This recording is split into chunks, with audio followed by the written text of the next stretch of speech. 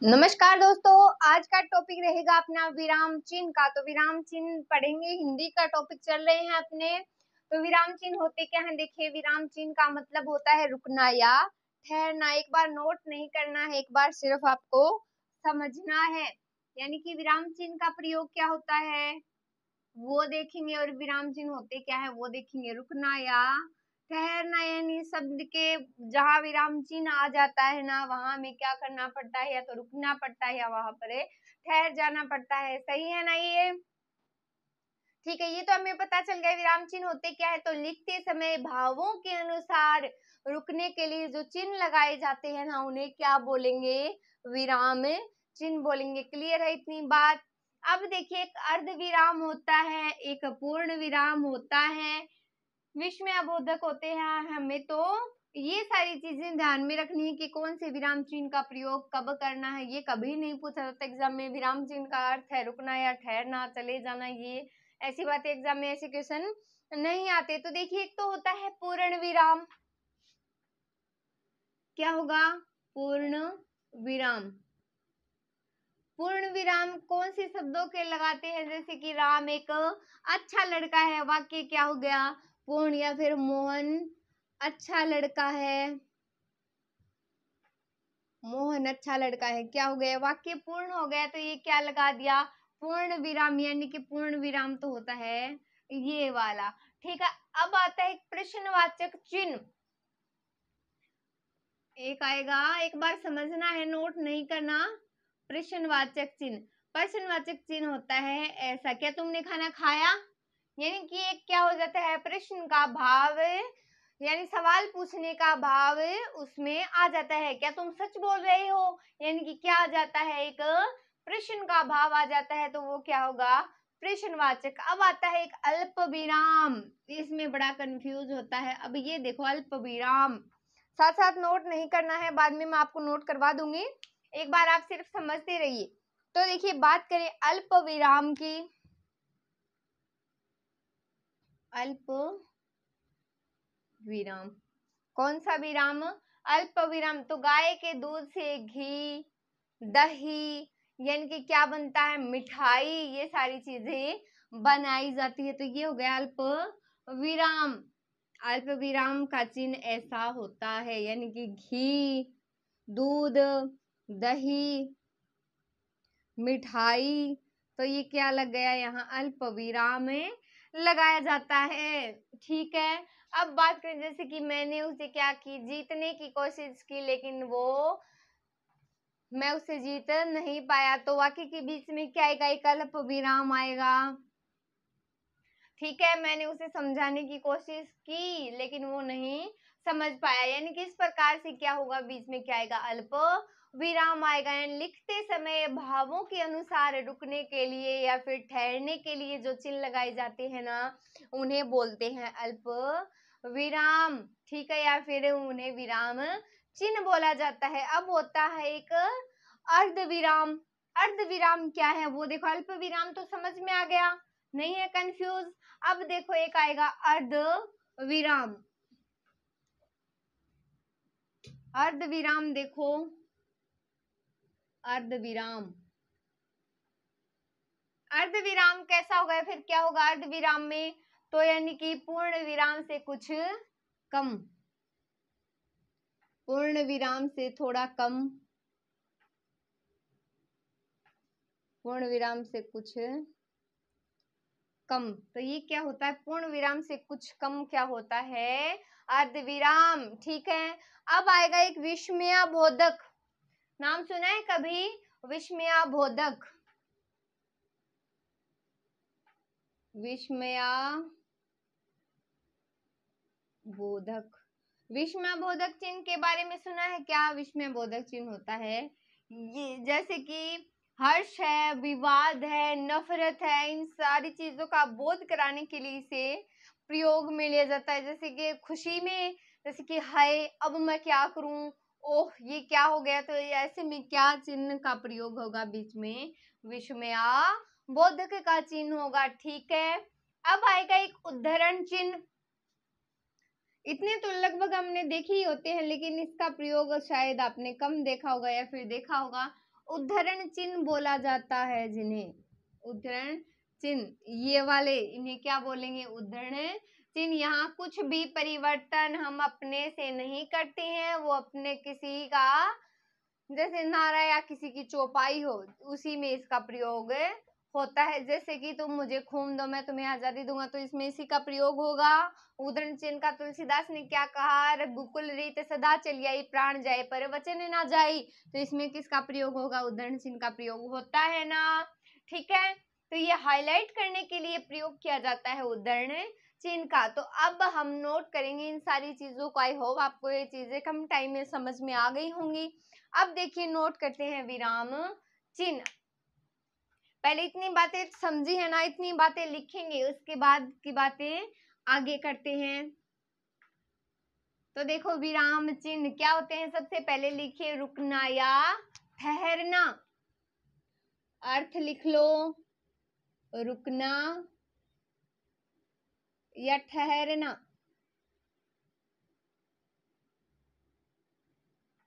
रुकना या ठहरना, यानी लिखते समय भावों के अनुसार लिखो ये बात कि लिखते समय भावों के अनुसार, भावों के अनुसार क्या होता है? रुकने के लिए जो चिन्ह लगाए जाते हैं, रुकने के लिए जो चिन्ह लगाए जाते हैं, चिन्ह लगाए जाते हैं,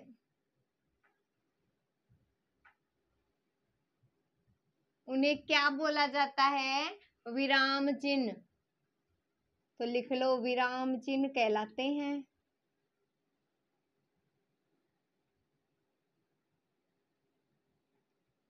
क्या कहलाते हैं?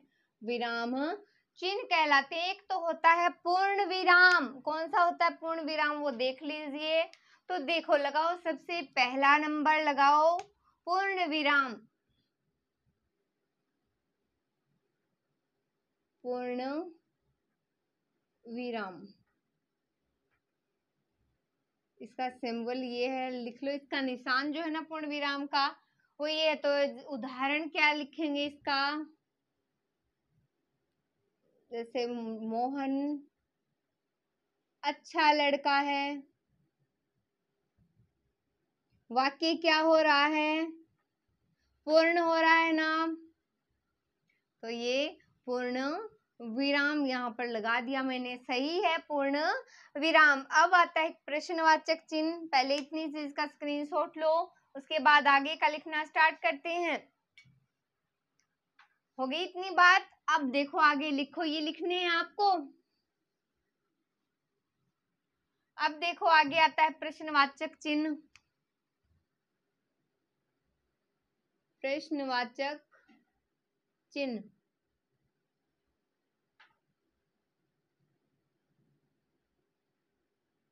ये होगा प्रश्नवाचक चिन्ह। तो क्या किया जाता है? जैसे कि सवाल पूछने का इसमें भाव होता है।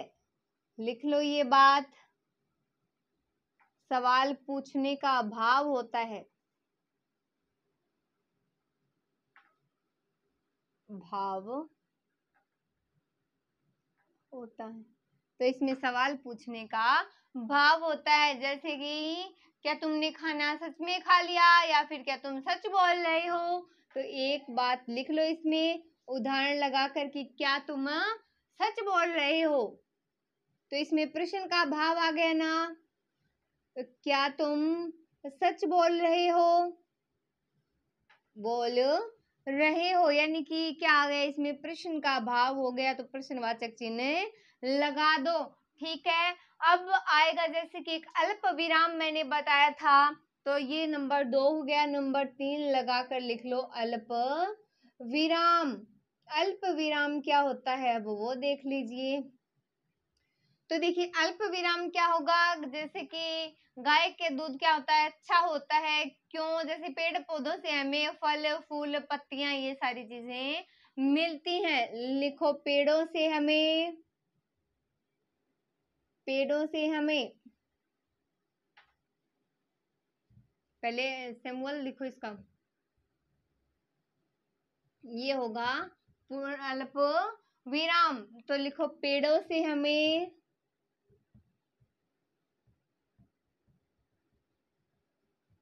फल, फिर अल्प विराम छाया, अल्प विराम फूल, अल्प विराम पत्तियां, फिर अल्प विराम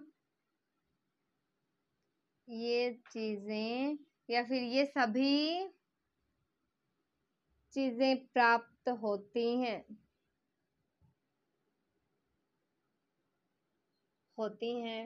तो ये कहने का मतलब क्या हो गया कि ये हो गया अल्प विराम। ये क्या है? ये अल्प विराम है, ये इसके बीच बीच में। अब देखो एक आएगा अर्ध विराम, अब वो लिखो। इतनी चीज समझ में आ गई? स्क्रीनशॉट लो फटाफट और आगे लिखो अर्ध विराम।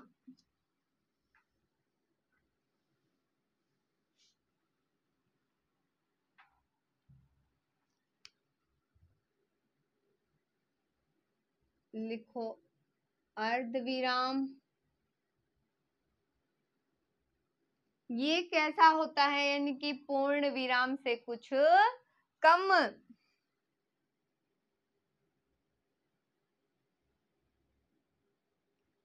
पूर्ण विराम से कुछ कम, पूर्ण विराम से कुछ कम कैसे? और अर्ध विराम से थोड़ा सा ज्यादा, यानी कि अर्ध विराम से ज्यादा, पूर्ण विराम से कुछ कम होता है अर्ध विराम। यानी मैंने उसे जिताने की कोशिश की पर वो जीत नहीं पाया। वाक्य लिखकर देख लो एक बार। मैंने उसे जिताने की कोशिश की, जिताने की कोशिश की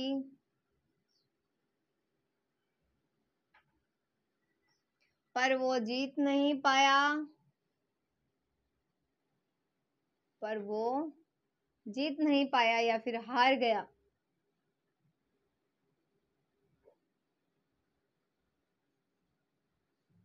तो ये क्या हो गया? ये वाला जो सिंबल है वो है, ये वाला जो निशान है, ये वाला जो चिन्ह है वो अर्ध विराम का है। समझ में आ गई बात? अब लिखो विस्मयाबोधक। नंबर 5 लगाओ और लिखो विस्मयाबोधक।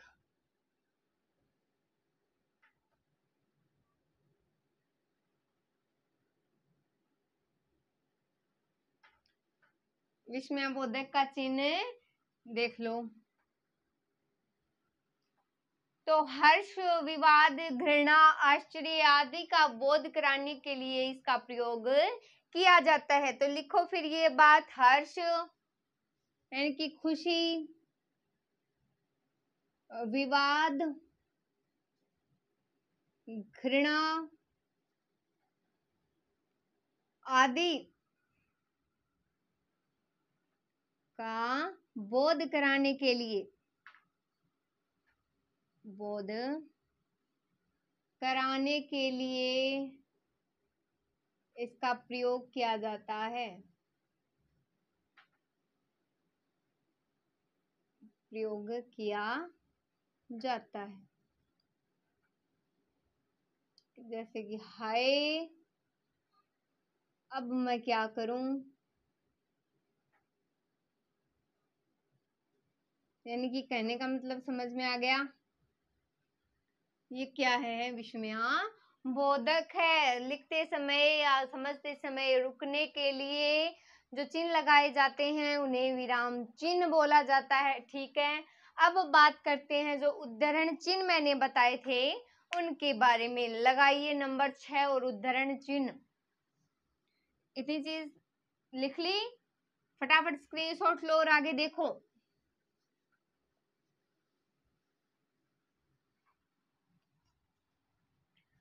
देखो आगे उद्धरण चिन्ह।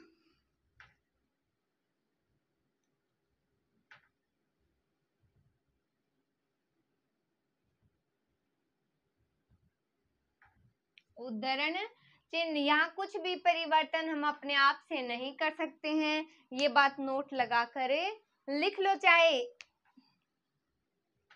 को यहाँ हम कुछ भी परिवर्तन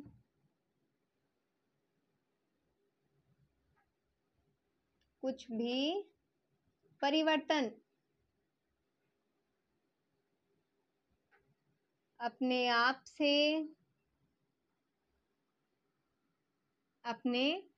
से नहीं कर सकते हैं।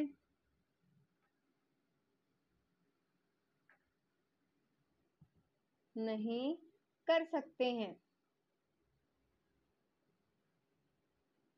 क्यों नहीं कर सकते हैं? वो किसी का नारा हो या किसी की चौपाई हो जिसमें इसका प्रयोग किया जाता है। लिखो, चाहे वो किसी का नारा हो,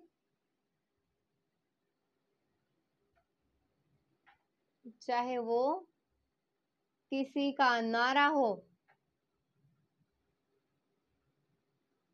या फिर क्या हो, चौपाई हो, या फिर किसी की चौपाई हो।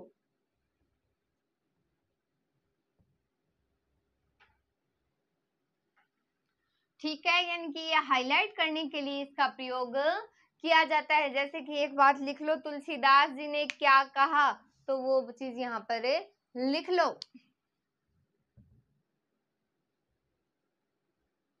तुलसीदास ने कहा,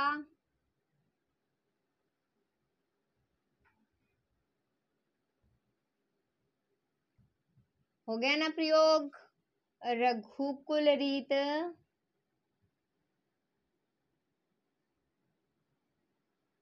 सदा चली आई। रघुकुल रीत सदा चली आई, प्राण जाए पर क्या ना जाए, वचन ना जाए।